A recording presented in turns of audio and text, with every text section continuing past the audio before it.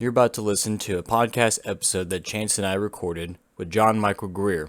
Please consider supporting our work through the links in the description down below. Become a Patreon member for exclusive access, or join our book club for weekly chats, or if you'd like to just provide a small donation, or large, please use the Venmo link down below. Thank you again to all of our current Patreon supporters, and we hope that you enjoy the show. All right, well, without further ado, you'll be our inaugural Apocalypse Historia interview victim, maybe someone who won't, get their tongue twisted at trying to recite our channel name here. No kidding. But yeah, I'll do a little intro. We've got John Michael Greer here with us today, prolific author of several books and a host of an expansive blog at ecosophia.net. Ex-Archdruid Renaissance scholar. Welcome here today to talk to us about mainly John Dee, maybe some Renaissance history, Magick, and Shakespeare. And so to start us off, we were actually put in touch by a mutual acquaintance, Daniel Cowan of 6 Days Theater Channel, specifically in regards to John Dee, the English magician, astrologer, scientist, geographer. And you're well rehearsed in the magic scene in Dee's names and claims. And Dee's name claims a lot of real estate in this topic. And so I was just going to ask you, for those not as aware, could you briefly maybe summarize people with John Dee, maybe a brief sketch of his life and work, and maybe at the end, maybe touch on where does this mystique of John Dee come from, maybe? Okay, let's begin. His was a relatively normal life for an intellectual in Elizabethan England. He was raised in court circles. He distinguished himself when still in college by producing a mechanical scarab beetle that actually flew through the air for a college play. People already were accusing him of sorcery by that time. They were probably quite correct. Then Princess Elizabeth asked him to calculate the best day for her coronation after Queen Mary died. And he apparently knew what he was doing, given how well her reign went. It was part of the tradition in those days that if you could choose the perfect moment for a coronation, that would literally set the tone for the entire reign. Okay. And bring good or ill luck, depending on how well it was done. I think his astrological capacities were shown fairly well there. Let's see. So he was, as you mentioned, he was a magician, an astrologer, a geographer. He was also a spy. He worked for Queen Elizabeth's spy master, Sir Francis Walsingham, and in fact, his code number was 007. Yes, he was the original 007. No kidding. I keep on imagining him going, the name's Dee. John Dee. Yes. That is way too cool. He spent quite a while in Britain during the kind of the glory years of Elizabeth's reign, and in the latter, he was at that time heavily involved with various projects to establish British colonies in the New World, to expand navigation. He is the one who invented the concept of the British Empire. And suggested it to Her Majesty and courtiers, with results that have cascaded down the centuries since then. Later on, he traveled extensively in Europe. He got into various esoteric circles all over Europe before returning in Elizabeth's last years to Britain, and living in relative poverty until he died early in the reign of James. Now, this is all the sort of public thing. The private aspect of his life involved a huge amount of magic. He was in occultism up to his eyeballs. He had he had the best library in Elizabethan England, which is saying something. But his library was crammed with books on magic, astrology, alchemy, and all the other occult sciences. Some of his magical diaries have survived. He worked with a series of clairvoyants, scryers as they called them in those days, to try to get secret teachings and information from angels, which he could use for his own benefit and for that of his nation. It's a complicated scene, and he certainly earned his reputation as basically the Merlin to Queen Elizabeth's Arthur. Absolutely. But let's see, in terms of his mystique, simply he was one of the most obvious visible public occultists in one of Britain's most famous and glorious periods. Everybody knew about him. Everybody knew about the remarkable Dr. Dee. It didn't hurt that after he died, Isaac Casaubon broke out over was it Mary Casaubon? One of the Casaubons, at any rate, found a copy of one of his magical diaries and published it. Oh, wow.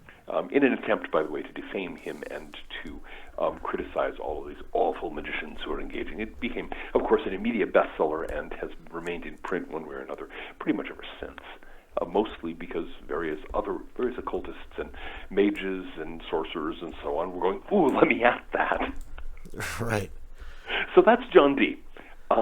If you want to imagine him with a tall, pointy hat with moons and stars on it, he's not an inappropriate thing. Fascinating. And I love, yes, that the reference to Dee's library is quite expansive.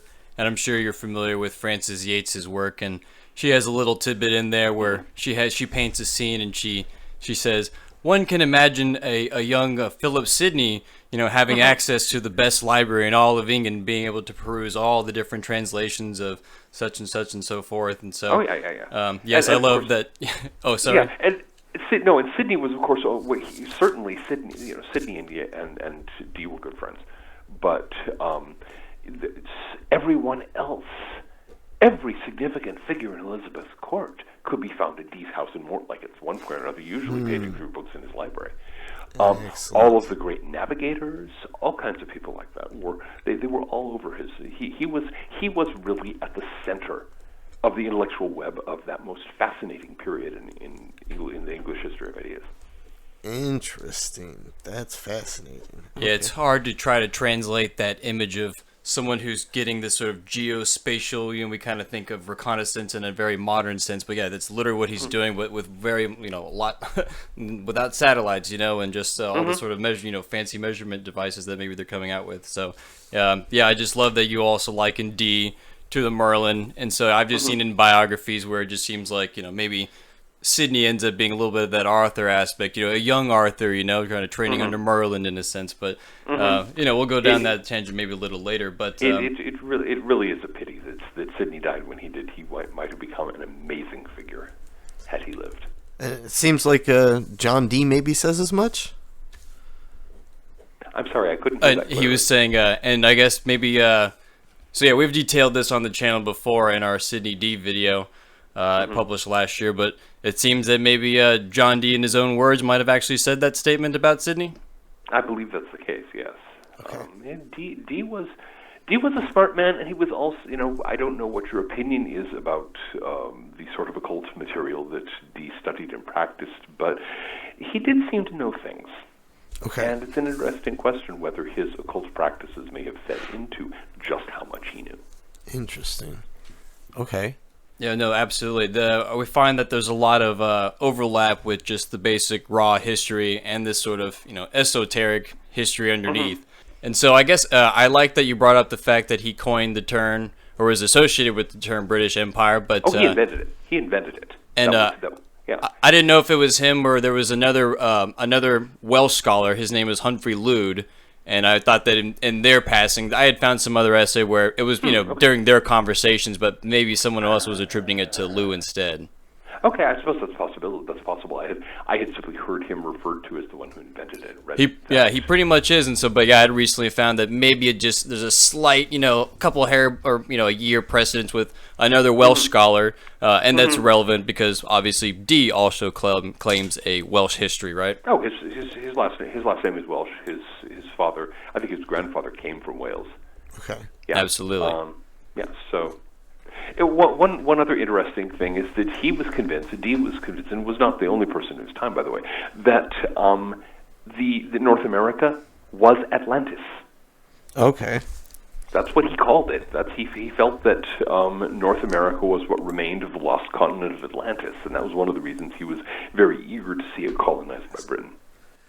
How much influence would Dee have had on maybe Francis Bacon's ideology? Because, New Atlantis, I see a lot of Bacon fans and Bacon scholars sort of attribute Francis Bacon to this idea of look to the west, look to this new colony. I just wonder how much is Bacon getting from John Dee?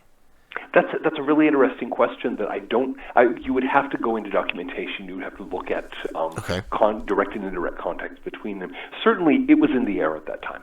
There were a lot of people who were intrigued by it. There was the simple financial fact that one of the great economic booms of the time was the codfish fisheries off the Grand Banks of Newfoundland. Interesting. Ships from Bristol frankly, there's some evidence that rather before Columbus, ships from Portugal and also from Bristol were sailing off to Newfoundland and coming back with their holds crammed with salt codfish. Interesting. And so, there was that. And of course, they were not especially enthusiastic about letting anyone else know where they were getting all this fish. Right. But there was quite the organized fishery process, and that went on until we fished out the Grand Banks, which was in just late in the last century, I think. Wow. But yeah, that was a huge economic boom, and it helped drive the rise of the English shipbuilding industry, the creation of square rig merchant ships that could handle the North Atlantic, far and away the nastiest ocean in the world. And once they did that, they could going around the world was not a crisis. But so they had this economic interest. There were a lot of obviously a lot of British mariners, a lot of British ship owners. There was money to be made, some of it, I'm sorry to say, in the slave trade. But there was a huge amount of money to be made at that time by long-distance shipping. So all over Britain, people who were paying attention to what was going on in the world, what was going on in their economic life, was saying, "Look to the West." Okay. This is the possibilities here are amazing. You even get this in places like the Rosicrucian manifestos. Interesting. We can get into those, but we're talking 1615 or thereabouts, so just a little after Dee's time. And they're saying that a door will open for Europe, and it will open to the West. That an entire half of the world has been discovered, and that was completely unknown before our time, and An enormous number of people were very struck by that. So did Bacon, to cycle back to your question, did Bacon get that from Dee? Did he get it from any of the many other potential sources? That would require documentary research. Right. Okay. Excellent. And some of speaking about this, the West being the next area, and speaking of Dee and maybe some of the other literature at the time, I'm thinking of Edmund Spencer's, and Dee is also touching on this sort of, like you said, Atlantis, but he was claiming that there was some other like legendary Welsh figure like Madoc or something who had sailed over there, and Prince Madoc. There are persistent claims that Prince Madoc sailed across the Atlantic and settled in what's now the coast of Alabama. Wow. And the pictures that they have of all these people on ships sort of pointing out to the west, it looks very much like the Manifest Destiny sort of stuff you see in America. Oh yeah, just a little later, right? We inherited that. Interesting. We did not come up with the whole westward ho business. Go west, young man. We inherited that from our European genetics. Absolutely. Westward Ho is a play by Thomas Dekker and John Webster, circa 1605 or 6. I did not know that. How interesting. Yeah. So that very phrase, which came to be such a catchphrase in the Western expansion of the United States, dates from wow. Renaissance England, absolutely. Renaissance England, yeah. I did not know that. Okay, that's fascinating. And I only know it because I've been trying to look into other authors contemporaneous with Shakespeare, and there's a whole host of guys that are really good at writing that we don't really get to talk about. Interesting, yeah. I knew about, obviously, Shakespeare, Marlowe, a few others, but there's clearly a lot more. I mean, there was a while, I think, in the early to mid-20th century when the Jacobean theater received a lot of attention, and you hear very little about that these days either.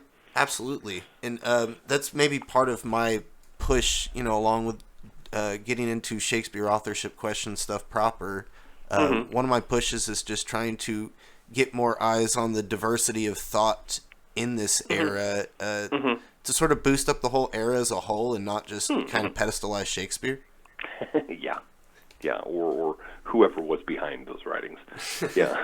Yeah, we'll have plenty of stuff to hopefully tangent on. And let's see, because there's so many other figures I want to go down, but to stick on Dee for a little bit longer, and to maybe also circle back to around what sort of prompted the meeting. We have, and we did a 4-hour long podcast on connecting John Dee and Philip Sidney. And one of the biggest exclamation marks we found, and this is well attested in several biographies that I've started to find out, but that apparently John Dee wrote an astrology chart for Sidney, and in a sort of eerie way, as we alluded to earlier, may have sort of predicted his death in a sort of sense, and to the exact age, maybe even by the exact method, through infection or disease from like a battle wound of some sort. And I have a couple of different questions on this sort of artifact that we found, and I guess given your understanding of Dee, are these like a dime a dozen for astrology charts, or is this something like new that you've heard of as far as Dee's own contribution? This is a normal Renaissance astrology practice. We now think that there's been a real disruption in the history of astrology in the middle of the 20th century. Okay, the idea was up until then that the major focus of astrology is prediction. You want to know what's going to happen. In the mid-20th century, you had people like Mark Edmund Jones, like Dane Rudyard, who refocused astrology on psychology. So it became a matter of, who am I? Helping to understand myself. That's a valid approach. But to some extent, it squeezed out the earlier focus on prediction. And it made it harder, I think, for a lot of people to grasp the fact that in the Elizabethan period, all through the Renaissance, the idea was you went to an astrologer to find out what was going to happen. You would start with a natal chart drawn up for the time of birth, as closely as that can be calculated. They had various subtle ways of trying to get that correct at a time when clocks were not that common. You needed those. But then what you went on from there, from that natal chart, was called the art of directing, where you figured out through a variety of methods when each of the indications in the natal chart would come into effect in the life of the person whose natal chart we're dealing with. So with, for example, with Sir Philip Sidney, you have his birth, you have various other things going on in his life shown in the natal chart, and there was a particular thing called the Anareta, which was the planet that indicated the most likely, basically the planet of death. And it was because the Anareta would go through a series, it was a matter of things making aspects to the Anareta of the chart. And if you survived one, you might live until you ran into another, or another. You could live through several such things, or one of them could take you out. And this was normal astrological practice, and Dee will have, as a matter of course, provided warnings saying, be careful at such and such point of such and such dangers. And that was usual. That was the kind of thing that any competent astrologer would do. And do we have any of other Dee's scopes or anyone else perchance, or is this the first one that you've seen? I have not looked into Dee's astrological practice in any detail. That's something that I'm probably going to want to do, because he was a very good astrologer. He was a very capable astrologer. He was familiar with the literature. He was familiar with the techniques, and he used them quite skillfully. And I think that it's quite possible that a volume of his astrological charts and interpretations down the road might end up turning into something that astrologers would find extremely useful. But certainly, other astrologers of the time had this stuff by the ream. Yeah, I was understanding that. Yeah, go ahead. Oh, I was just going to say, I understood that. Yeah, it was a common practice, but I didn't know if that maybe. I wonder how many of Dee's do we properly have. That I don't know. You can go to like Simon, the notebooks of Simon Foreman, and find this stuff just by the stack. Casting horoscopes was part of how he made his living. William Lilly is another one who did a lot of this stuff. Okay, and I believe this specific astrological chart that Brady is referring to and we're talking about here was compiled with some of William Lilly's in the Ashmole manuscripts. Oh yeah, So as with so many other things, it was, back in the days when you didn't have the internet, you didn't have large public lending libraries and things like that, collecting manuscripts of the skillful practitioners of the past was a big deal. So, in fact, we have most of Simon Foreman's stuff because Lilly got it, and Ashmole got it from Lilly, and so on, and now it's in the Ashmolean. But yeah, yes, there's a lot of this material that could be processed and could be learned from. I simply don't happen to know how much of it came from John Dee. It would not surprise me if there was a significant amount of it. Obviously, he didn't make his living by casting horoscopes, but I'm sure he did a certain amount of that. Right.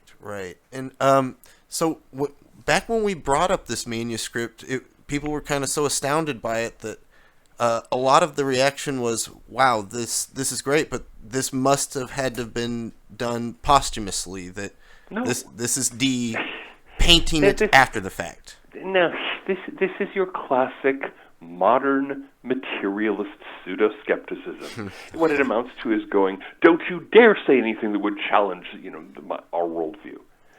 Okay. Well, the universe challenges our worldview all the time. Absolutely. Okay. It seems like John Dee does too. Well, John Dee didn't have any time. I mean, he lived before modern scientific materialism got its claws into the Western brain, and so he when he wrote, for example, a project of his, his first published book, Propedeuta Aphoristica, which I've recently retranslated and should be appearing next year. He was interested in coming up with what in the 16th century counted to the scientific explanation of astrology. It's the kind of thing that would give our modern scientists hives, but that's their problem. The thing is, to some extent, I'm going to be showing my hand here. But yes, I'm a writer. Yes, I've served as an archdruid. I'm also a practicing occultist and a practicing astrologer. And my experience is that, as we like to say, TSW, the polite version of which is this stuff works. Okay. I'll let you draw your own conclusions as to other versions, but this stuff actually works.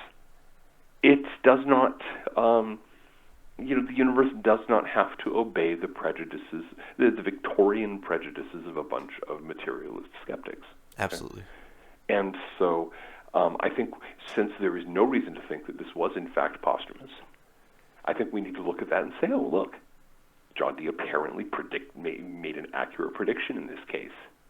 Again, I would point to he clearly didn't draw up a horoscope for Queen Elizabeth's coronation after the fact. Right, and yet, right. She got the best astrologer in the country to draw up a horoscope that would bring her a glorious reign, and look what happened. Absolutely. I think maybe we need to take that seriously. Absolutely. And I guess maybe related to that is how much of this agenda, or not agenda, but this sort of narrative that Dee is trying to set in place with an astrological chart that will endow her with this kind of great reign, how much of that might be related to the spycraft aspects with like Walsingham and that sort of side? That's always a complex issue, because there is this tendency for occultism and espionage and various other secret things that had to be secret for one reason or other, to sort of run together. Right. Quite a few of the serious occultists of modern history have been involved in espionage in one way or another. Even Aleister Crowley, who was famous in a rather different sense, got tabbed by British intelligence to do some agent provocateur work in America during the First World War. Absolutely. Okay. That was normal, and so to what extent was Dee looking at the situation and saying, okay, I've set this thing in motion. I've set these patterns in motion that I hope will lead Queen Elizabeth to have a glorious reign. And how else can I push this machine further? That's right. That's the magician talking. That's the what are the options? What is my will in this matter, and how can I bring it about? And doing a little discreet spying is entirely, it's in character. Okay, and yeah, maybe it's in a way to say that, like, look, hey, we're part of this 21st century materialist worldview. That wasn't separate necessarly as much in their brains. Spycraft and Magick, they overlap. It wasn't separate at all. Okay. One of the ultimate blind spots that I think garbles up people these days. We have this notion that magic is way off over here in a sort of Harry Potter wizarding world, where absurdities happen at the drop of a hat. Okay. That's not how they saw things in the Renaissance. The Renaissance understood magic as an ordinary part of existence. Okay. It was a natural result of some of the basic principles of physics as they were understood at that time. It was not something woo-woo and weird. It was simply being aware of the subtle connections between various things, between things in the skies and things on Earth, and knowing how to use them cleverly. So it was, especially when Dee built on this in the Propedeutica Aphoristica, the book that I mentioned a little while ago. He was really focusing on the fact that this is a function of radiations extending from the planets and stars. Okay. And these radiations penetrate to everything on Earth, and they resonate with certain things more than others. And this is how you can do this, and this is how you can do that. And it's all very straightforward. It's all very, dare one say it, rational. once you grant its preconceptions. And so, yeah, the idea that there has to be this vast stone wall separating the world of magic from the world from ordinary life, that is a modern notion. One might even say it is a modern delusion. It is not something that is held by practicing occultists nowadays, for example, and it certainly was not something that any of the mages and astrologers and occult practitioners in Dee's time would have considered for a moment. They would have looked at that and said, "How very, very stupid." Okay. Maybe relatedly, I guess I wonder, since he has so much mystique and infamy sort of already in his era, like, how much would maybe powerful people in England want to sort of consult him or flock to him or seek out his knowledge? Oh, well, we know they did. So the answer is clearly quite a few of them did. Okay. Keep in mind also, though, Dee was famous. He was well known. He was not the only game in town. Okay. There were a lot of other practicing astrologers, wizards, many of the great noblemen had their own astrologers in-house. Excellent. Okay. This was a normal career path at the time. You could, and it had been since the Dark Ages. Right. If you knew enough to do a little magic, practice a little astrology, you could probably find some barbarian warlord or some local king or what have you, who would hire you. Okay. And again, it's the Arthur and Merlin thing, and it was a standard practice. It worked very well, and that continued all the way up until the end of the Renaissance, the coming of the early modern era, when that all dropped out of fashion, and we all started pretending to be rational. Right. Our post-Newtonian dream world we're living in here. Okay. Yeah. All right. Yeah, excellent. This interesting magic overlap with the spycraft, of course, that we just sort of touched on as well. Mm-hmm. And this sort of overlaps with the research from like origins of the Rosicrucians and the Freemasons, and then also on the opposite side, this is also when we're getting a lot of these witch scares as well. Interesting, weird Neoplatonic magic, and I'm very influenced by your King in Orange work and that sort of idea of weaponized magic. Oh, okay. Okay, we are going to go down some rabbit holes. Oh no, yeah. Yes sir. Hope you got your doc glasses on. So here we go. But very influenced by that work and a lot of that thought.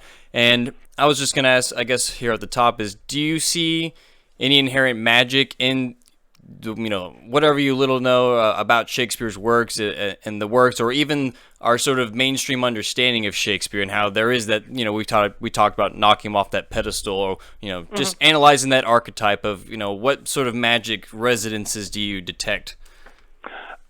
Okay, well, certainly Shakespeare we'll use the term Shakespeare for now for the author or authors of the various works attributed to him. Excellent. Shakespeare lived in, wrote in, worked in a world that was permeated by magic. Without witches who could provide accurate, if tricky, prophecies, Macbeth, the entire plot of Macbeth falls dead. Without an actual ghost, so a dead person walking, Hamlet means nothing. All through the plays, you'll find little references here and there to various traditions and so on. You know, Midsummer. How can you do Midsummer Night's Dream without believing in fairies? And so you have all of this world of magic and wonder that was a normal part of everyday life in Britain at that time. And, of course, it's constantly reflected in the plays. I think the scholar Catherine Briggs probably did the best studies of magic and fairy lore and so on in Shakespeare, and they're fairly hefty books. So there's a lot of that kind of magic in Shakespeare. He did not write... Oh, of course, there's Prospero. Yes. You know, there's The Tempest. He didn't write a lot about practical magic. When he did, there is, again, Prospero is a very interesting figure for you know, a literary creation of Shakespeare's time. Being, I mean, yes, he finally throws his magic books in the sea and all this, but he's not presented in the kind of negative light as, say, Marlowe's Dr. Faustus. Or Ben Jonson's The Alchemist. Prospero is a very different figure. He's not dragged. I mean, Ariel does not drag him away to the depths of hell at the end of the play, as Mephistopheles does to Faust. But I think you're actually spot on talking about the role of magic in the creation of Shakespeare, not the author of these works, but Shakespeare as the icon, Shakespeare as the archetype, Shakespeare as the dumpster in which we pour a significant fraction of the creative work of the English Elizabethan culture. And I note the fact, for example, there were a number of books in the 19th and early 20th centuries written about Shakespeare's boyhood. We know absolutely nothing about Shakespeare's boyhood, and yet people were able to mythologize at 200, 300, 400 page lengths, rabbiting on about a subject about which we know exactly nothing. And here you see magic. I'm gonna step back here a little bit and mention this is not an Elizabethan term definition of magic. This is the one coined by British occultist Dion Fortune in the 20th century. Magic is the art and science of causing change in consciousness in accordance with will. It's a tricky definition because it doesn't specify whose consciousness, it doesn't specify whose will. But in the case of Shakespeare, in case of the creation, the manufacture of the Shakespeare image, oh my, you can see that. Partly, our culture has this obsession with the notion of talent. Okay, we like to pretend that there are some people who are just naturally talented, and the rest of you can just lump it because you'll never do the same thing. It's one of the ways that our the industrial society keeps everyone content to just toil away as cogs in the machinery rather than going out and do something more interesting with their lives. Yes, you don't have talent. All you can do is work in a factory or sit in a cubicle or what have you.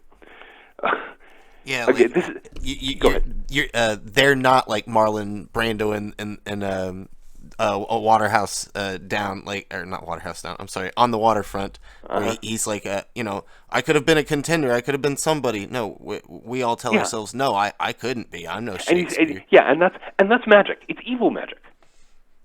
It is evil sorcery that is being cast on us by our culture to convince ourselves that we couldn't be a contender, that we couldn't be somebody. In point of fact, this is one of the things that would have made John Dee and anyone else of his world go, what? Because it's central to the Elizabethan, central to the Renaissance ethos, that every human being has the capacity for magnificence in at least one field, preferably in multiple fields. We've all got that in ourselves, but our industrial society depends on turning us into mechanical cogs. And so the spell, the anti-Marlon Brando spell, the banishing ritual of Marlon Brando, if you want to call it, to try to convince you you can't be a contender. Don't you dare step out of line. Just trudge your way from the school to the factory or from the school to the office, and don't ask questions. Don't dream dreams. I love that. Yeah, absolutely. Yeah, absolutely. This is one of the great differences between the Renaissance and the present time. It is not a good thing. Right. One of the reasons our lives are so gray and dull and miserable is that, there are 8 billion people out there who could be creating things, who could be doing things and making the world a more interesting place, and instead they're trudging off to work. Absolutely. You're preaching to the choir at the very least here. I'm glad to hear that, but hopefully this will reach some listener who will go, "Oh crap! I never thought of that," and then go off and do something interesting with their lives. Right. Yeah. And at some point, Brady's been trying to reach out to dozens of YouTube channels because he wants to try and start a more, a neo-Renaissance movement where we can think about the worldview in a more Renaissance type way, where we can reach back to old stuff and not be stuck in this white ivory tower that we've built with our historical perspective. And I don't imagine the reaction has been good. It's been pretty quiet, to say the least. I bet it has. This actually stirs some very old memories. Back in the 1990s. Okay. Before life went a different way for me, I was heavily involved at that point in practicing the tradition of the Hermetic Order of the Golden Dawn, which is a 19th century British occult system. But I was very interested at that time in linking that back to Renaissance Hermeticism. I could see the connections, and I could see how the whole system could be enriched in just dramatic ways by bringing in all of these Renaissance traditions. And I spent basically the whole decade trying to find anybody who was interested in it. And echoes? Silence? Crickets? I couldn't even hear a cricket out there. The crickets were silent. No, we're not. Even the crickets shut up and hopped away. Yeah, it was. But I still consider it to be a valid goal. The idea that the recognition that the Renaissance had something that we desperately need. Right. It had a vision of human possibility that we could benefit from hugely. And all we have, there are two great barriers in the way. The first thing, of course, is simply that we have to realize that what we've been taught by our society is a crock of crap. But the other thing is we have to get rid of this mythology of progress. Right. This is something. This is one of my canned rants. I will try to keep it as brief as possible. Progress is our established religion in the modern world. People wait for progress to save them the way medieval peasants waited for the second coming of Christ. Right. Okay. No, it's a total eschatological, end Exactly, goal. yeah. Let's get there. Progress is lifting us from the caves to the stars. What a crock of crap. And the thing is, I think most people realize, especially if they get out of the bubble a little bit, they realize we've actually been declining for the last 50 years. Right. And yet, this myth of progress remains glued in place.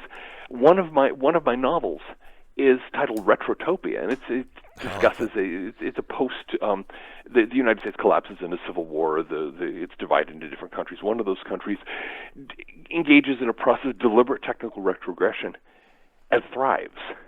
Interesting. It's my best-selling novel. It's also gotten me shrieking tirades of indignation. How dare you blaspheme against the great God progress? We have to go onward. We have to go forward. If you've gone down a dead end and you're sitting there with your bumper pressed up against a brick wall, maybe put it in reverse. Exactly. The one thing you can do to go any place but into that brick wall is to go in reverse. But people do not hear that. I'm reminded of Stanley Kubrick's The Shining, where Danny literally has to go backwards in his own footsteps to get out of the maze or the labyrinth with the Minotaur. And of course, that movie abounds with all sorts of occultic and magical references. But regardless of the interpretation, I think that's sort of the conclusion or key to whatever interpretation one has. Yeah. sometimes you have to retrace your tracks to what actually worked. Absolutely. And going back to the Renaissance, we know that the ideas of the Renaissance created an absolutely unparalleled flourishing of the arts, of culture, of human possibility. And why aren't we learning from that? Well, because, partly we're too scared, and partly we're stuck in this fallacy of progress. Yeah, fascinating stuff. And to bring back to something that you kind of brought up as an example, I mean, we talked about the Marlowe's Dr. Faustus, or even Ben Jonson's The Alchemist versus Shakespeare's Prospero. And if we're under the understanding, and I'd still like to keep in your mind the King in Orange sort of take on this, you have this public display of a certain archetype, and I just wonder, is this like a modern example of, sides going against one another, one side trying to, persuade, in a sense, and using the audience as, they're people that are taking it as whatever words, my lethal logic is hitting hard. But I just wonder how much of this could be viewed as like a Hegelian dialectic control about presenting ideas and, straw-manning them or strong-manning them, in front in a sort of narrative psychodrama fashion. Yeah, how much of it is deliberate, and how much is simply the outgrowth of a dialectic within society? I would want to see some evidence that it was deliberate. I think it's much more likely to be the case because my experience with my brushes with ruling classes in our society suggests to me they're not actually that bright. Seriously, they're not actually that bright or that competent, and I think a lot of the times we say, "Oh, it must be some kind of organized system of control," when in fact it's the normal working out of polarities within society, within our collective consciousness. In this case, you had people. You had actually the three examples: the Tempest, Shakespeare's Tempest, Ben Jonson's The Alchemist, and Marlowe's Faustus. You have three different versions of how to understand the occult. You have Prospero, who is a serious occultist and who can do amazing things. You have Faustus, who is a puppet of the devil and who ends the whole process being dragged off bodily to hell. You have the Alchemist in Ben Jonson, who is a fraud. And these are actually the three basic patterns that people have revolved around regarding occultism ever since. And in fact, they go back before then. You can see traces of that. I forget which one of the Canterbury Tales it is that features alchemy, and it's also completely fraudulent alchemy. Now, to be fair, there's been a lot of fraudulent alchemy in the world all down through the centuries.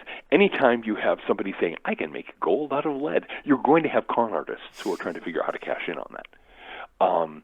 It didn't help that a lot of the serious alchemists were all saying, "Our gold is not the common gold, you morons." Nobody was listening. Greed cuts in, and common sense goes out the window. But those three patterns, the Orthodox Christian expression that we see in Marlowe, Magick is communing with diabolic powers that are out to get you, and they will get you. You have the attitude of the rising materialist science. Occultism is fraud, pure and simple. It's all a con game, blah, blah, blah. And then you have the attitude of Renaissance Hermeticism, which is that magic is a possibility. Magic is a potential, is one of the options that actually works, and that requires, for its successful operation, the qualities of character we see in Prospero. Now, and the interesting thing, of course, about the Tempest is you also have the shadow of Sycorax, the old witch who ruled the island back before Prospero came along. And so you have this sense that there's evil magic, but there's also good magic. There's this magical continuum, there's this moral complexity here that you see, and that's very much the way that Renaissance Hermeticism thought about it. That's absolutely fascinating because when thought of in that lens, it sort of kind of destabilizes maybe our readings of the plays, because Marlowe so often pitched as this anti-authoritarian, that he is just the common man. He's the atheist, right? He's literally called the atheist. And here we are saying that Marlowe is here as the stand-in for the Orthodox Christian view.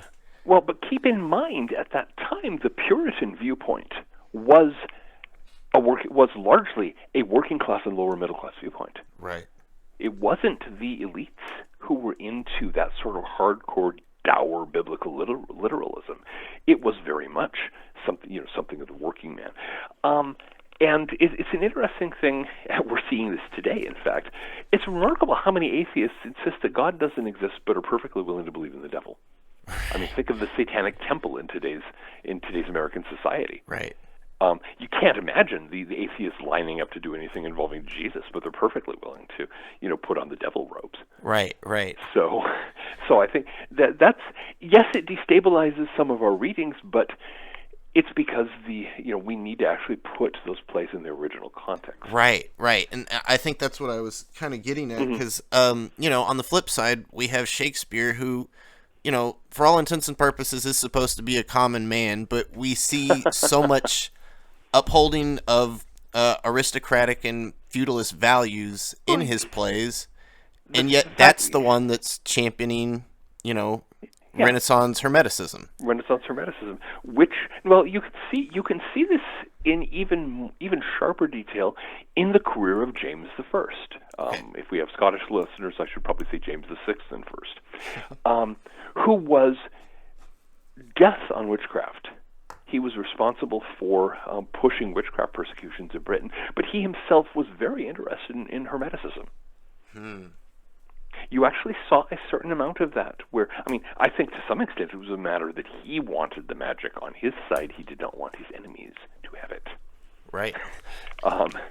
James is underrated. They called him the wisest fool in Christendom, and the fact that he survived a loathsome childhood and the constant threat of assassination by the totally out of control Scottish nobility, and brought them to heel, and had a lot of them killed. He was a much tougher figure than I think most people realize. That's interesting. That's fascinating because a basic American education just tells you all British kings are bad, but he's just still especially bad because he's not English. He's changing to the Stuart dynasty, which is maybe bringing it back to Catholicism, and but then you do a little bit of Shakespeare reading, and he's usually portrayed as kind of a fop or a dandy that's maybe a little bit of a hothead too, and he was a very complex figure, right? But if you actually the Stuarts were such a mixed bag. They seem to alternate kings who were survivors, who were brilliant survivors, and kings who were complete blockheads. And if they figured some way to get rid of the blockheads, they would have been one of the greatest dynasties ever. But instead, you had James the First, who was an extremely canny survivor, and then you had Charles the First, who was an idiot. Yeah. And then you had Charles the Second, who, once he got over his romantic youth, settled down and managed to live out his life in an atmosphere of constant treachery and bloodshed and assassination attempts, and died in his bed peacefully. Wow. And then you had his brother James II, who was another blockhead. And it really. And then of course the old pretender was fairly at least was competent at keeping things together, and then we had the young pretender, Bonnie Prince Charlie, who was brave and noble and kind of a blockhead. The Stuarts are such a complex thing, but one of the things that makes them very interesting is that they had a complex relationship with the last era of Renaissance Hermeticism, with early, in the case of the two pretenders, with early Freemasonry, with especially some of the higher grades and the irregular European rites. It was, when James I and Charles I were both very heavily involved with the kind of sort of royal-centered, I'm going to reconstruct London to turn it into the city of the sun kind of attitude toward Hermeticism. Interesting. And so it's just it was a fascinating, complex dynasty. And yes, if you have an American school education, which is equivalent to no education at all, you don't learn these things. Oh, the thing is, I went to American public schools back when they weren't as bad as they are now. Right. in the 60s and 70s. I'm a high school teacher, so I can absolutely 100% cool, validate everything you're saying. Yeah, I've taught for about 10 years here, and it's a steady decline each year. Exactly. No, it's a dreadful situation, and I mean, even when I was in there, I don't think I learned anything in school that I hadn't like previously picked up from my own reading. Right. And it was purely a matter of being confined there to be, yes, guess what? You get to be taught how to be a factory worker. Yeah, as the Amazon center pops up right next to my neighborhood. Yeah, it's a real thing. Yeah. And but go ahead. Brady and Brady really wants to circle back to the King James Bible and maybe talk a little bit about that. But first, while we were still here, what is the initial downfall of this Renaissance Hermetic worldview? When does this start to disappear? Maybe what makes it disappear? Okay. Well, I have a particular theory on this that I've discussed in print. Okay. And I see it as an economic issue, because what you have, the great transformation of Europe began. We were talking about the ships. We were talking about the codfish trade, the incredible fortunes to be made by long distance maritime trading. That destabilized all of Europe, because all of a sudden you had these people who were not, lords and barons or anything like that, who were not courtiers, who were ordinary merchants who had fantastic amounts of money. Just literally unimaginable. We're talking the kind of thing that in the context of the time would have made Elon Musk look poor. Wow. They had just crazy amounts of money, more of it pouring in. And they went, in effect, the rising mercantile classes, they embraced scientific materialism as their ideology. And it made sense, since they were thoroughgoing materialists in the economic sense, and because that also undercut the claims of kings, of nobility, of the church to having any kind of power other than a strictly economic one. Once you believe in scientific materialism, the only power that matters is money. And so that became their viewpoint. At that time, large parts of the nobility were still very heavily influenced with a sort of traditional Christianity. Other parts were involved in Renaissance Hermeticism, and then you had a lot of people in the working class who were very interested in this rising current of radical Protestantism, this sort of Puritan attitude, and so on. So, very, very much opposed to the very fancy hierarchical bishops and high church stuff. And you saw a fusion between the scientific materialism and the Protestant Puritanism. And that became the basic ideology of 18th and 19th century Britain. Right. And because 18th and 19th century Britain became the dominant power in the world due to its control of the oceans and control of trade, that then became the dominant ideology of Europe and to some extent of the whole world. And so I see it as being largely economic in nature, and there were several crucial breakpoints you can point to. You can point to the English Civil War and its aftermath, where the various radical groups that were actually affiliated with the sort of Hermeticism, the Diggers, the Levelers, and so on, who were deeply involved in esoteric thought, came within an ace of seizing control of the country. And that caused the nobility and the mercantile classes to panic, bring back the king, shut everything down, and agree to embrace this sort of Newtonian compromise. Okay. And you see similar things happening down the road in other countries. You see this focus on we're going to focus on dogmatic Christianity with no mystical component, and dogmatic materialism with no spirituality at all, because that's what keeps us safe. Interesting. And the whole thing's so ironic in a sense that, what starts this machine of a British Empire is itself, the guy coining the terms, Mr. Hermetic himself, and exactly, and that's it was a very complicated time, and these very, the the scientific and the orthodox religious ideas, they were not like walled compounds. There was this constant flow of notions back and forth. Right. Newton, of course, we know Isaac Newton was a very serious alchemist, and he borrowed the idea of action at a distance, the idea that gravitation could function at a distance. He borrowed that straight from Magick. Interesting. It was essential for his entire scheme, but it was something that strict materialists were horrified by. Absolutely. They had cattle because no, we can't have that. Everything must be rigidly materialist. You get this sort of Cartesian notion. I mean, Descartes was arguing that gravity was being caused by these little corkscrews-like particles that was zooming up from the planet and dig into something and yank it back.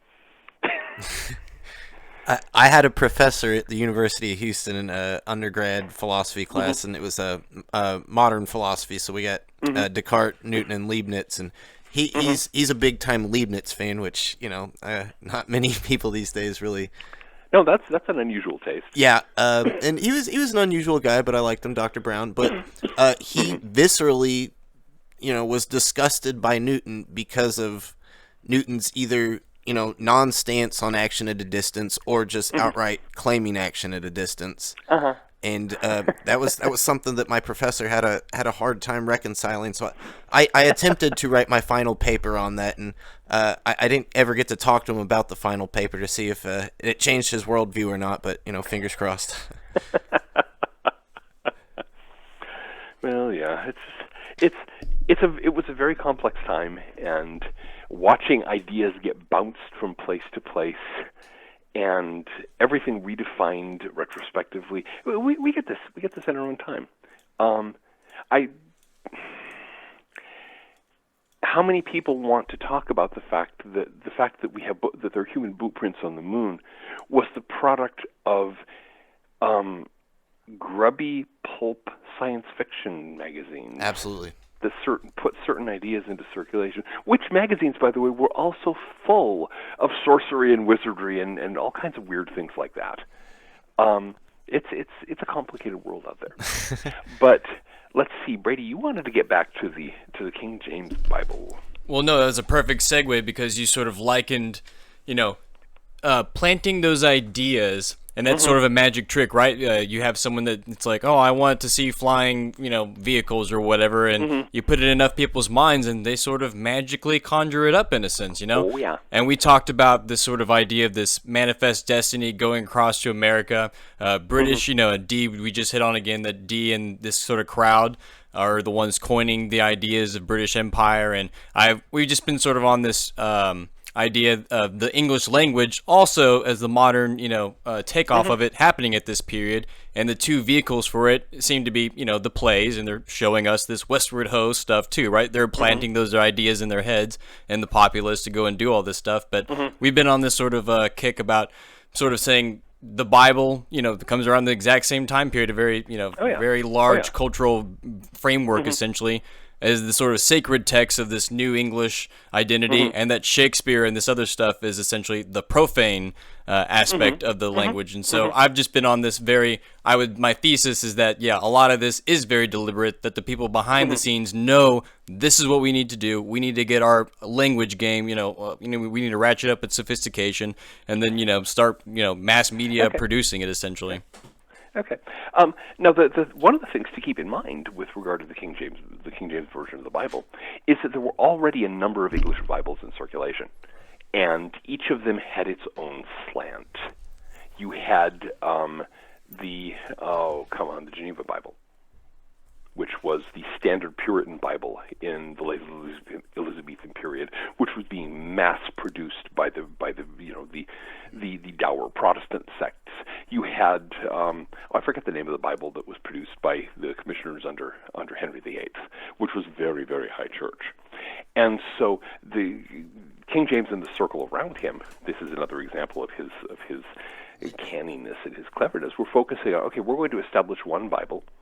We're going to make it middle of the road in between these competing sects, with just enough of a slant toward the high church that we can strengthen the position of the religious party and the religious hierarchy and this kind of stuff. And so they went to town, and they did that. And of course, they had the advantage of an age of literary brilliance. And they produced, and of course, once they established that Bible, it was the Bible, and don't you forget it. Although the Catholics proceeded to generate the Douay Bible as a competing one. So dueling Bible translations were quite the production in those days. And so, yeah, I mean, you are right that there was a lot of deliberate action there. How much of it was a deliberate shaping of the language, and how much of it was simply, okay, people are going to quote this. How are we going to shape what they're going to quote? Right. So the thing about Shakespeare, though, one of the things that's fascinating to me about Shakespeare is that his work suffered a very sharp loss of popularity in the century following his death. I mean, it was popular for a while, and then it very nearly dropped out of sight. This happens to a lot of figures in English literature. Jane Austen. Everyone knows about Jane Austen nowadays. In the early 20th century, Jane Austen was almost forgotten. Yeah, that's a fascinating. I'm super into the sort of those chronological cycles or kind of trends, and I was saying earlier about people aren't really privy to folks like Thomas Dekker, John Webster, and as you were pointing out, like, well, if we went back to say 1913 or 1940 or something, some of those names would be totally more in vogue. Oh, what was the guy? Montague Summers, who wrote brilliant books on vampirism and witchcraft.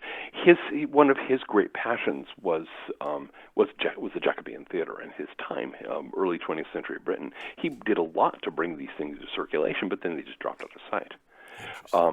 I wonder, in a kind of wry sense, if 20 years from now, you're not going to be able to find a copy of Tolkien's Lord of the Rings, except in battered copies in used bookstores, because everyone will go, oh God, that's so old and tired. Right. And 100 years from now, people are going to rediscover it and go, oh my God, did you see this thing? And people are going to go, huh, what? Magic, rings, and dragons and things? Is that any good?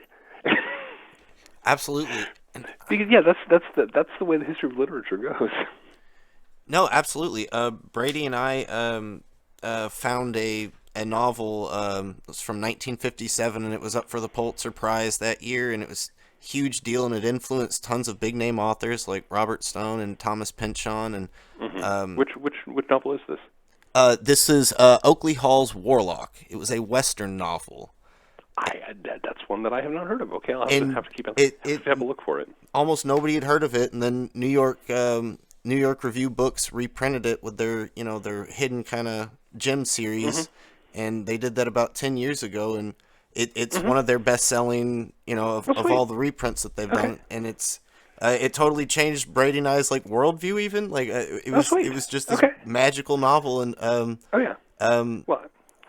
it I think partly was coinciding with this whole revival of Western movies and that was happening circa 2010-ish, with True Grit and stuff like that. And it was just part of that vibe. But I don't know. Finding this old stuff and bringing it back is, I guess, a big part of where we're coming from. That touches on some things dear to my heart. I really came of age during the 1970s fantasy revival, when you could get to Ballantine Books, which was an independent label in those days. It hadn't been eaten by one of the huge corporate publishers, was turning out all of these old classic fantasy novels. I wallowed in those things. And then, of course, that dried up and blew away. I still have battered copies of my old 70s era paperbacks. But, I mean, people don't even... You mentioned William Morris these days. People may remember him for the arts and crafts movement, or his involvement in early English socialism, right. or they might remember his Utopia, News from Nowhere. The guy invented fantasy fiction. Seriously, he got old and tired and couldn't keep up with the printing presses and everything else, so he decided he needed to do something else with his time. So he invented setting fantasy, coming up with these novels of medieval daring do in imaginary places. Wow. The Well at the World's End. The Well at the World's End is huge. It's a fascinating book. But things, The Wood Beyond the World, The Water of the Wondrous Isles, he had half a dozen of them. And they were huge in his time, right around the turn of the last century. Then they kind of dropped out, and they got picked up again in the 1970s. Worth reading. And they vanished again. people who are, and the funny thing, again, he was a socialist. He was way over on the left, and yet everybody nowadays, especially the people way over on the left, they're rah-rahing J.R.R. Tolkien, who was a hardcore right-winger, who was, Tolkien would have objected to Donald Trump because he was too far left. Right, absolutely, yeah. And old yet school here's all right. like monarchist right. A traditionalist Catholic to add to it, and yet it never occurs to people that maybe Tolkien, when they're borrowing all these ideas from Tolkien, that they're actually, thinking thoughts that were central to the old traditional right wing. Right. It's fascinating stuff. Anyway, we've gotten a very long ways away from John Dee and the Elizabethan period, but that's been known to happen. Thank you for the tangent. I'm king of tangents. Brady's going to take back over. That's a hallmark of the channel is why it's a long-winded podcast, because that's just how it goes with some of this stuff. I heard that you were actually to bring it to something kind of funny. I heard they used to play Dungeons and Dragons maybe back in the heyday.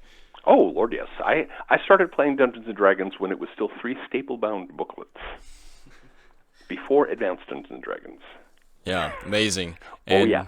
Long ago in a galaxy far, far away.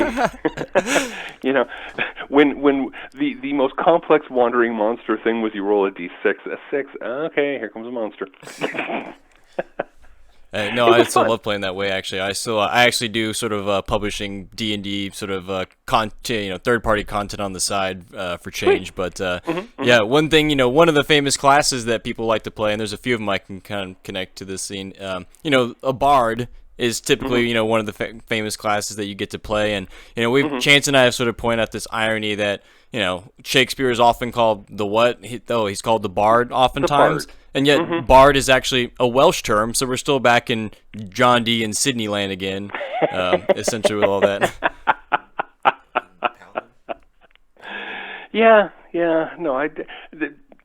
That just brings to mind some kind of bizarre D&D adventure where you have Shakespeare for your bard.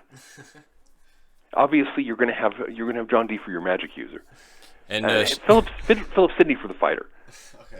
There's another class. The paladin is probably one that a term that you've heard, but I've actually found that the term paladin, the first time it's used in English, is in this Renaissance scene by another poet, Samuel Daniel, who may actually have some overlap with Shakespeare that people have pointed out. But it's interesting. Yeah, so many interesting, exactly. New word combinations coming out in this era. Oh yeah. Well, the thing to keep in mind is that England had been just a damp, impoverished backwater. It was nowhere. And then there was the codfish, which was worth a lot of money. And there were the other products of maritime wealth.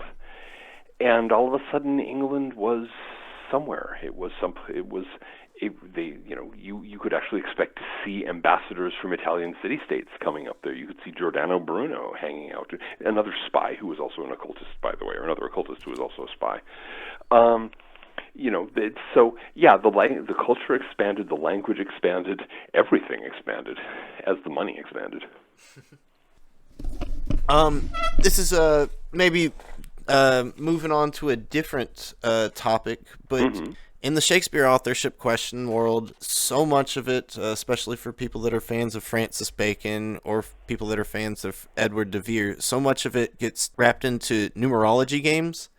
And I just wanted to ask, how significant is numerology in this Renaissance era?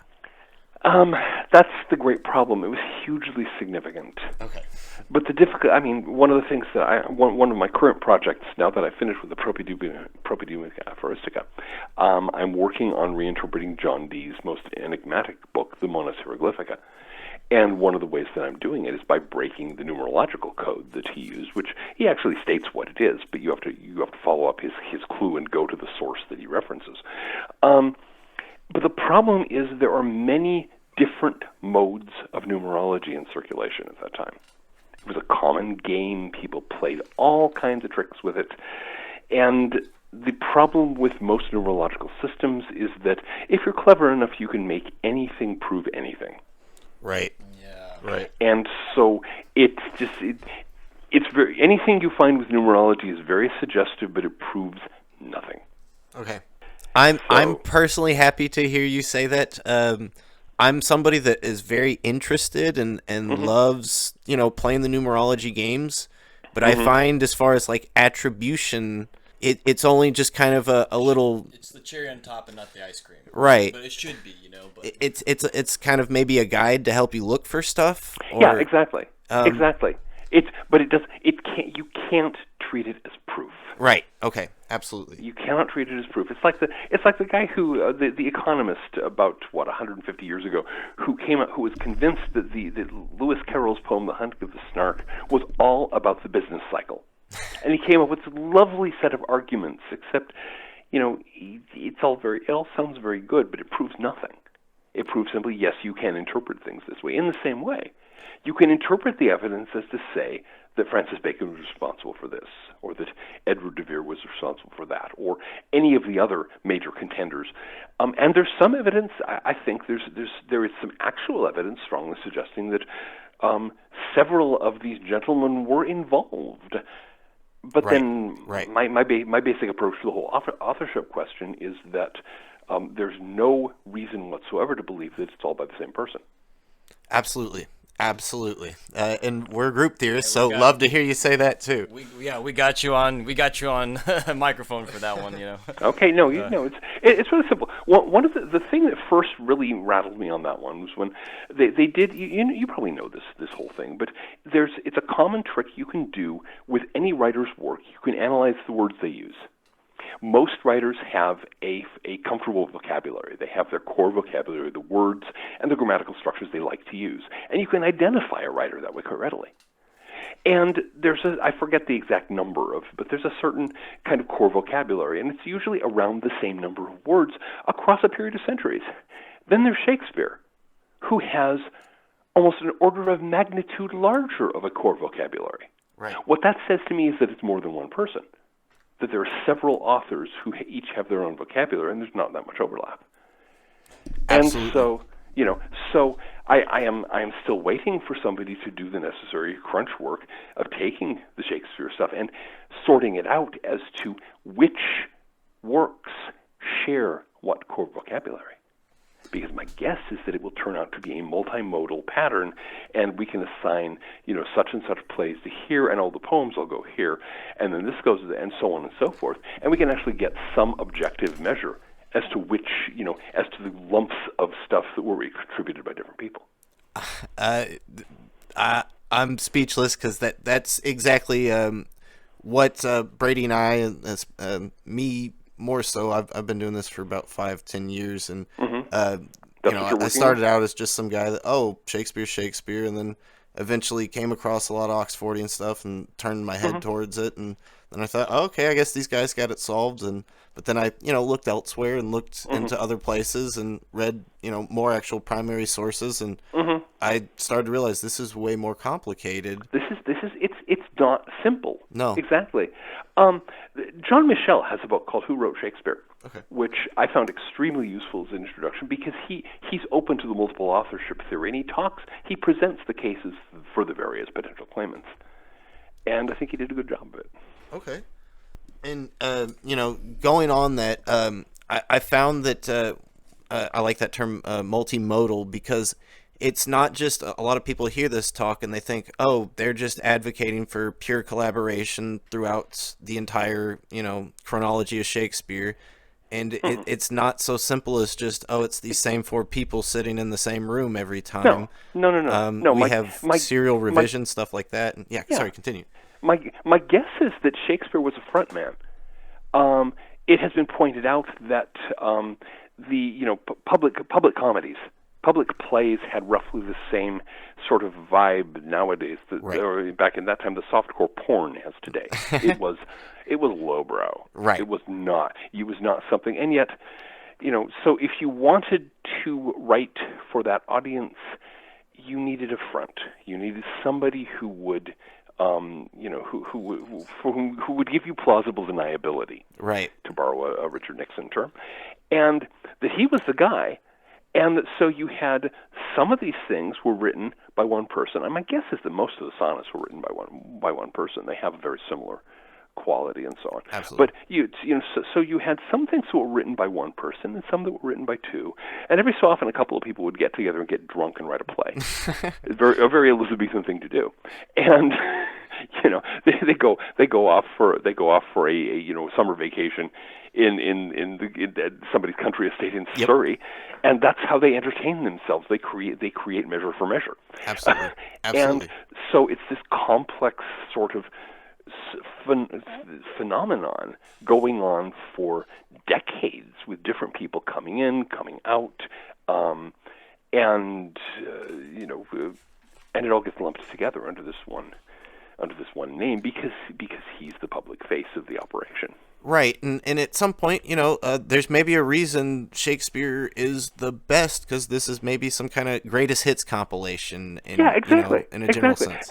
And the thing is, some of Shakespeare's plays are not that good. No, they're not. And then there are also plays that are attributed to Shakespeare, as you may know, that are generally rejected as considered not really Shakespeare because they generally suck. Right. And I'm glad you brought that up, because I did a deep dive into the Apocrypha last year, and a lot of them are kind of crap. But there were some that I was just blown away. Like, wow, why aren't we talking about this? And the biggest one that I think you might be interested in is a play called Birth of Merlin. I was about to suggest. Okay. I was about to mention that one. It got reprinted. I think it was R.J. Stuart, who's an occult writer who specialized in the Merlin legends. Okay. Who reprinted an edition of that some days, and I have a copy. Okay. And it's not Shakespeare at his best. No. I go in for the comic, the kind of cornball, the schlock, It's a funny play. Right. And it has some good moments. It does. Yeah. No, that's fascinating, because I'm looking across the living room at the bookshelf that has my R.J. Stewart books in it, and there's the Birth of Merlin sitting there. Cool. I was about to bring it up, and there you go. But yeah, the thing is, and of course, the Apocrypha is another issue, because once somebody has run the numbers on word frequencies and so on, you can then go to the Apocrypha and say, okay, are any of these in the same category? Are any of these done by the same people? Absolutely. And, there's some people in this authorship scene that they try to go as far as they can, and they look at other authors, and there's maybe reasons to question Marlowe and stuff like that. A big-time Orthodox scholar last year put out an essay pretty much disintegrating the Marlowe canon, and that's still being hotly debated, but it may be 10 years from now that we say, oh, Marlowe's just the name that we apply to 5-6 different plays that we don't know who wrote them. That's interesting, because there are at least a couple of the Marlowe plays. I'm thinking here, Tamburlaine and Faustus. They have some rhetorical devices in common that make them sound as though there was at least the same person contributing to them.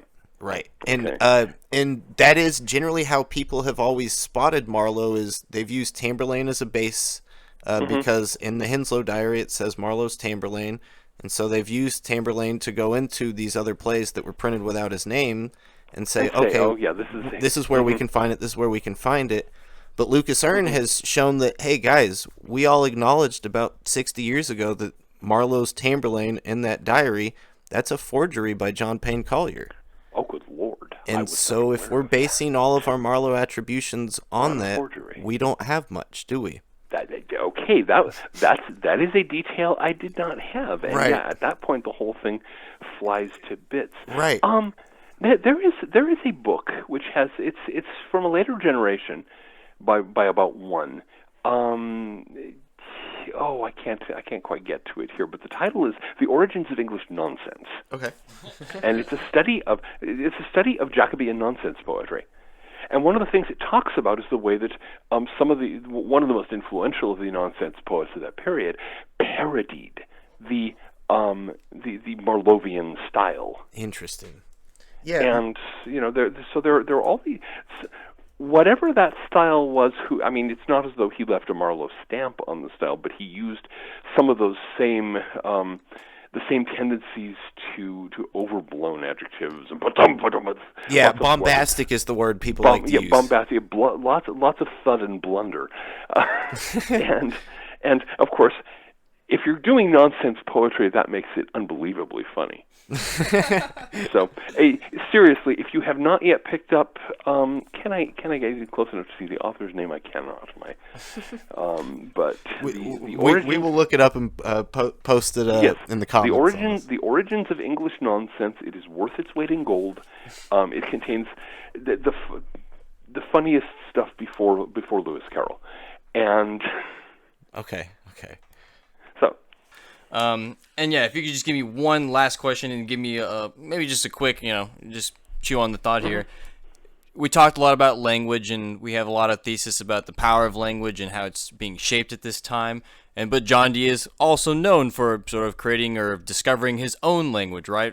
We know that he wrote or something down called the Enochian language. The Enochian language, yes. Which happens to, literally be, quote, the language of the angels, right? And I don't know if you want to just give us a small, little summary about what that is, but also just this idea of we're talking about the English language. English just happens to come from, the Angles, and it's just kind of funny how there's a lot of very close, phonetic not Angles but angels. Yeah, that is interesting. That's a pun that I had not thought of. No, the Enochian language is interesting stuff. If the diaries are to be taken literally, and I haven't seen anybody come up with a good reason they should not, it was literally transmitted through a clairvoyant, through Edward Kelly, one of Dee's clairvoyants, one letter at a time backwards. And the fascinating thing is that the invocations, the prayers in this language that were transmitted that way have a very poetic quality, and it's not something that is like either Kelly or Dee.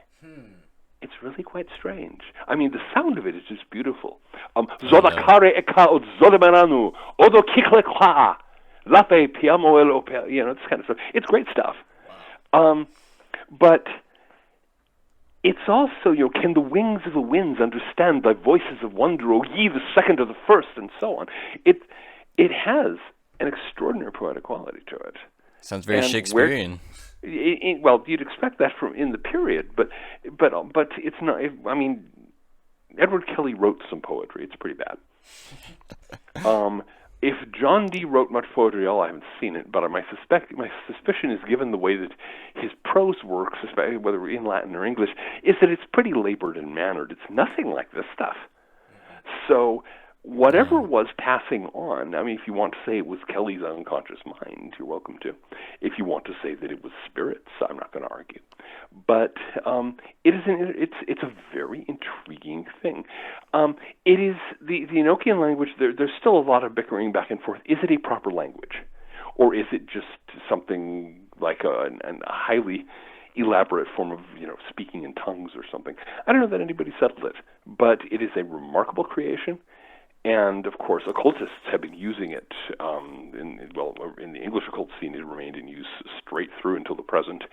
You can now find people, because the Golden Dawn picked it up, you can find people practicing magic using it all over the world. Wow. One of the things about magic is that it works best if you don't have that immediate understanding of the words you're using. If there's that distance and you just have these glorious sounds. That's why so many of them, they use these weird words of power that may have a meaning, but you have to decipher them. You don't decipher them. You recite them. You just give yourself over to the sound. And they have remarkable effects on the psyche. Enochian is really good for that. Interesting. Yeah, that's fascinating. I think of, James Joyce's Finnegan's Wake immediately. Oh, yeah. Oh, ye godfathers and grandmothers and labor-saving devices. Wow. Now, that makes great incantation, by the way. Well, yeah, I guess we'll leave it there. Man, thank you so much for giving the time to ask you all these questions. And, yeah, I pretty much got all the John Dee questions out of the way for the most part. If we had time, I was going to change it into Bruno, of course, but maybe another day. Maybe another time. We can always talk about Bruno. I've published a translation of one of his books on the Order of Memory, and Bruno's always worth a conversation. So, but we can do that another time. Absolutely, yeah. Because he once again kind of has a little overlap with a big figure of ours, is Philip Sidney in their Ash Wednesday talks, right? Oh yeah, and of course, he again, as I mentioned, he was a spy as well as an occultist, and also tied up in the potential origins of the Rosicrucian movement. Blah blah blah.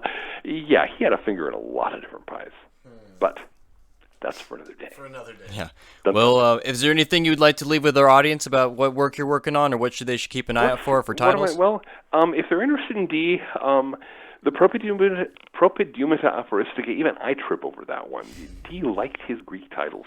That, as I said, should be out this coming year.